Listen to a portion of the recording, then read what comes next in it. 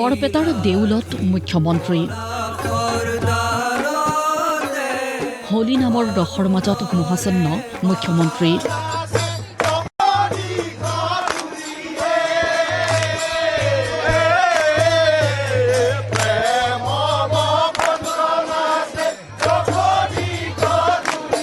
সংগ দিছে মন্ত্ৰী ৰঞ্জিত দাসে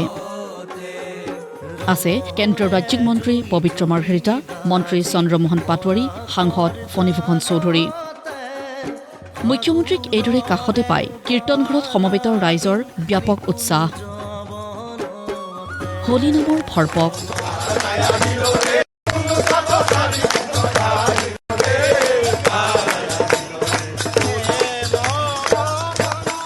তালে সুৰে সংগ দিছে মুখ্যমন্ত্ৰীয়ে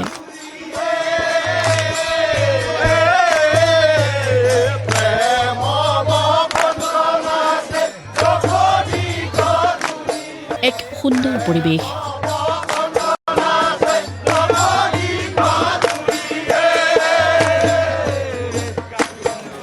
কেৱল এয়াই নহয়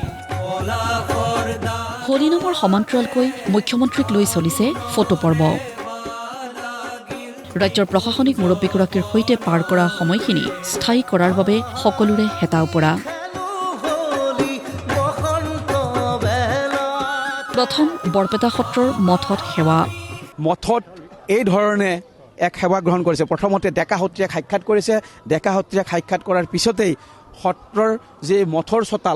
চোতালত মুখ্যমন্ত্ৰীয়ে সেৱা গ্ৰহণ কৰি কীৰ্তন ঘৰত প্ৰৱেশ কৰিব ইয়াৰ পিছত মঠৰ চৌপাশ প্ৰদক্ষিণ মুখ্যমন্ত্ৰীৰ এয়া মঠৰ চোতালত মুখ্যমন্ত্ৰী হিমন্ত বিশ্ব শৰ্মা আৰু মঠৰ চোতালৰ পৰা পোনে পোনে কীৰ্তন ঘৰত প্ৰৱেশ কৰিব আমি সেই দৃশ্য দেখুৱাবলৈ যত্ন কৰিছোঁ আৰু শেষত কীৰ্তন ঘৰত প্ৰৱেশ জনসমুদ্ৰৰ মাজত এজন হৈ পৰিল মুখ্যমন্ত্ৰী কীৰ্তন ঘৰৰ পৰাই মুখ্যমন্ত্ৰীৰ ঘোষণা আৰু প্ৰতিক্ৰিয়া পাটবাউসী সত্ৰৰ উন্নয়নৰ বাবে 17 কোটি টকাৰ এটা বিশাল আঁচনি চিনপুৰা ভেটিৰ বাবে প্ৰায় 7 কোটি টকা এই দুইটা স্থানতে পবিত্ৰ স্থানতে মহাপুৰুষ শ্ৰীমন্ত শংকৰদেৱে জীৱনৰ কিছু সময় ব্যয় কৰিছিলে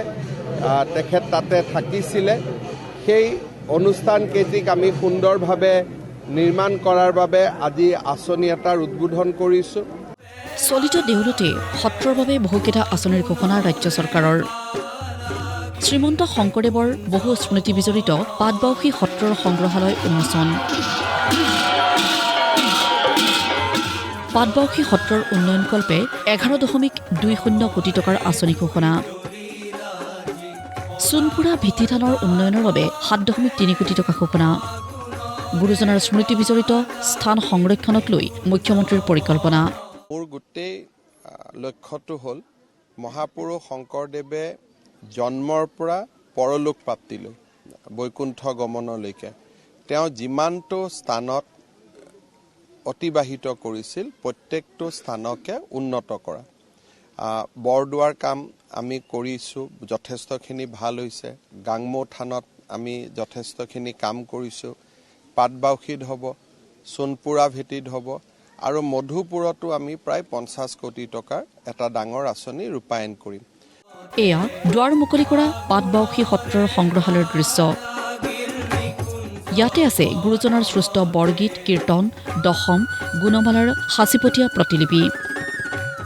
আছে অন্যান্য সমল উল্লেখযোগ্য যে গুৰুজনাই প্ৰায় 18 বছৰ 6 মাহ সময় কটাইছিল পাটবাউসী সত্ৰতেই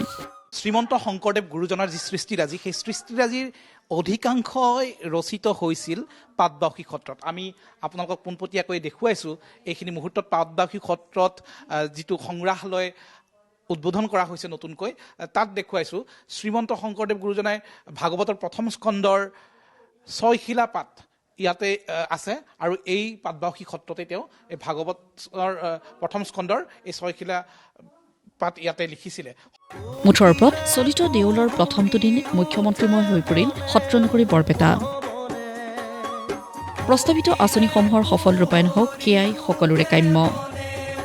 ব্যুৰ ৰিপৰ্ট প্ৰতিদিন টাইম